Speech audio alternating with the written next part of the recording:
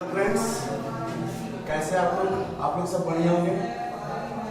तो जैसा कि फ्रेंड्स कल हम लोग देखे थे लास्ट क्लास में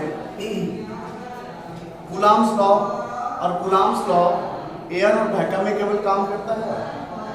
एयर और वैक्यूम के अलावा अगर चार्ज को कोई मीडियम में रख दे तो मीडियम के लिए क्या टॉपिक होगा, क्या टर्म होगा, क्या फोर्स होगा, वो हम लोग लास्ट टॉपिक में देखे थे डाइलेक्ट्रिक कांस्टेंट के वजह से। और आज का जो टॉपिक है वो है principle of superposition of charge. Principle of superposition of charge, charge का वो सिद्धांत है जिसमें किसी बॉडी में बहुत सारा चार्ज होता है, Q1, Q2, Q3, Q4, Q5 dot dot Qn, बहुत सारा चार्ज है। और ये चार्ज के बीच में आपस में लगता है फोर्स। क्या लगता है? फोर्स। Q1 और Q2 के बीच में जो फोर्स लग रहा है उसका नामकरण किए हुए हैं F12। और यहाँ पर 12 का मतलब लिख दिए हैं कि चार्ज Q2 के द्वारा Q1 पर फोर्स लगाया जा रहा है। Q2 के द्वारा Q1 पर फोर्स लगाया जा रहा है। तो क्या Q1 Q2 पर फोर्स नहीं लगाएगा फ्रेंड्स, ठीक है। तो उसी तरह से 1 पर 3 फोर्स लगा रहा है, 1 पर 4 फोर्स लगा रहा है, 1 पर चार्ज 5 फोर्स लगा रहा है, उसी तरह 1 पर चार्ज एंड फोर्स लगा रहा है। इसके अलावा इसका अपोजिट में जो है 1 3 पर लगा रहा होगा, 1 2 पर लगा रहा होगा, 1 4 पर लगा रहा होगा, सब ये डॉट डॉट में आ जाएगा, ये डॉट डॉट में आ जाएगा, ठीक है। हम ए को कंसीडर कर लिए, चार्ज 1 सबसे कनेक्ट है, सबसे इसमें फोर्स लग रहा है, तो अब क्या होगा यहाँ पर फोर्स या प्रिंसिपल क्या होगा वो हम लोग देखेंगे, ठीक है।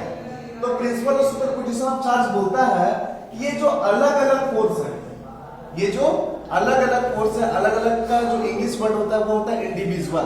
क्या होता है? इंडिविजुअल।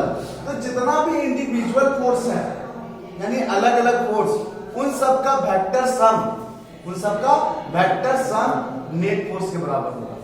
इसके बराबर होगा नेट फोर्स का। एकदम सिंपल सा डेफिनेशन। इसका बड़ा डेफिनेशन भी है लेकिन उसको नहीं करना है, इसी को याद करना है। According to this law the vector sum of all individual forces is equal to net force. मतलब वेक्टर सम होगा सारे इंडिविजुअल फोर्सेस का, किसके बराबर होगा? नेट फोर्स के बराबर होगा।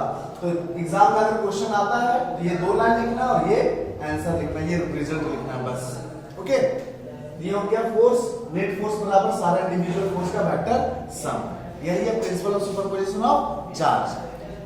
आप लोगों को पता है वेक्टर सम और स्केलर सम अलग अलग होता है। वेक्टर सम और स्केलर सम अलग अलग होता है। स्केलर सम में सिंपल हम स्कूल में जो पढ़ाई किए 2 + 2 = 4, ये स्केलर सम है। वेक्टर सम कैसा होता है? वेक्टर सम होता है, वेक्टर सम के लिए हम लोग स्पेशल पढ़ाई किए हुए हैं क्लास 11th में। और क्लास 11th में 2 वेक्टर को जोड़ने का जो फार्मूला था √a² + b² + 2ab cos θ, यही फैक्टर से इसको जोड़ेंगे और इसको सॉल्व करेंगे, ठीक है। ये principle of superposition of charge है, वेक्टर सम होगा इसमें। कौन सा सम? वेक्टर सम होगा, सिंपल स्केलर सम नहीं। ये principle of superposition of charge, ठीक है। लिखो टॉपिक, फिगर बना लो और ये रिजल्ट लिखो।